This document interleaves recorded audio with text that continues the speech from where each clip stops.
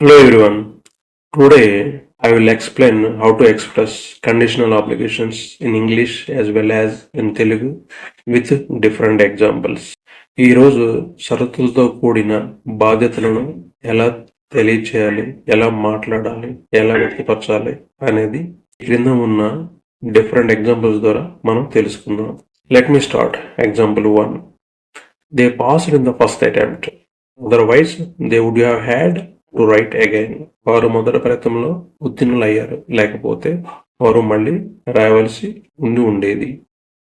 They subject, would polite request, have had ఉండాల్సింది, to preposition, write verb, base form. They passed in the first attempt, otherwise they would have had to write again. వారు మొదటి ప్రయత్నంలో ఉత్తీర్ణులయ్యారు, లేకపోతే వారు మళ్ళీ రాయవలసి ఉండేది. Example 2. Her parents came to receive her, otherwise she would have had to suffer a lot. ఆమె తల్లిదండ్రులు ఆమెను తీసుకెళ్ళడానికి వచ్చారు, లేకపోతే ఆమె చాలా బాధపడాల్సి వచ్చి ఉండేది. She subject, would polite request, have had వచ్చి ఉండవలసి ఉండేది, to preposition, suffer verb first form, a lot. Her parents came to receive her, otherwise she would have had to suffer a lot. ఆమె తల్లిదండ్రులు ఆమెను తీసుకెళ్ళడానికి వచ్చారు, లేకపోతే ఆమె చాలా బాధపడాల్సి ఉండేది. Example 3. If she had not recovered with medicines, we would have had to perform surgery. ఆమె మందులతో కోలుకోకపోతే మేము శస్త్రచికిత్స చేయవలసి వచ్చి ఉండేది. If she had not recovered the medicines, ఆమె మందులతో కోలుకోకపోతే we would have had to perform surgery. మేము శస్త్రచికిత్స చేయవలసి ఉండేది. We subject, would polite request, to preposition, perform verb, surgery, noun. ఆమె మందులతో కోలుకోకపోతే ఆమె శస్త్రచికిత్స చేయవలసి వచ్చి ఉండేది. Example 4. Only expected guests came. If not, they would have had to cook again. అనుకున్న అతిథులు మాత్రమే వచ్చారు, లేకుంటే మళ్ళీ వారు వంట చేయవలసి వచ్చేది, అంటే చేయలేదు. Only expected guests came. If not, would have had to cook again. Example 5. They booked the tickets in advance. If not, they would have had to buy in black market. వారు ముందుగానే టికెట్లు బుక్ చేసుకున్నారు, లేకపోతే వారు black market లో కొనవలసి ఉండేది, కొనలేదు. They book the tickets in advance. If not, they would have had to buy in black market.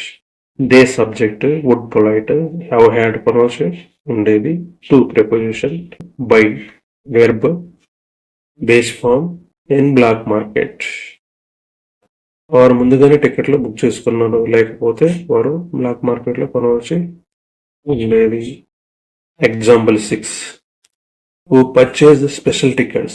If not, we would have had to stand in queue for more than 20 hours. మేము ప్రత్యేక టికెట్లు కొనుగోలు చేశాము, లేకపోతే మేము 20 గంటల పైగా క్యూలో నిలవలసి ఉండేది, అంటే పడలేదు. We purchased the special tickets. If not, మేము ప్రత్యేకమైన టికెట్లు కొనుగోలు చేసాం, లేకపోతే we would have had to stand in queue for more than 20 hours.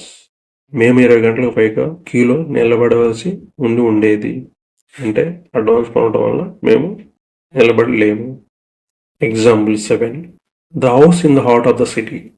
If not, they would not have had to spend so much money to buy it. నగరం నడిబొడ్డున ఇల్లు ఉన్నది, లేకుంటే దాన్ని కొనడానికి వారు అంత డబ్బు ఖర్చు చేసి ఉండేవాళ్ళు కాదు, అంటే నగరం నడిబొడ్డున ఉంది కాబట్టి వాళ్ళు ఎక్కువ ఖర్చు పెట్టి కొన్నారు. The house in the heart of the city. If not, they would not have had to spend so much money to buy it. They subject, polite request, not లేదని చెప్పడానికి, హ్యావ్ హ్యాడ్ ఉండేది, to preposition, spend verb first form, so much money to buy it. నగరం నడిబొడ్డున ఇల్లు ఉన్నది, లేకుంటే దాన్ని కొనడానికి వారు అంత డబ్బు ఖర్చు పెట్టి ఉండేవాళ్ళు కాదు. పైన ఇచ్చిన ఎగ్జాంపుల్ ఆధారంగా మీరు మీ ఓన్ సెంటెన్స్ ని ప్రిపేర్ చేసుకొని ప్రాక్టీస్ చేస్తే ఇంగ్లీష్ ఫ్లో అనేది ఆటోమేటిక్గా వస్తుంది. మీరు చేయవలసిందంతా ప్రాక్టీస్. కన్సిస్టెన్సీ అనేది చాలా important. Keep on practice. Take help of above examples. Construct your own sentences. Read aloud. Consistency is very important.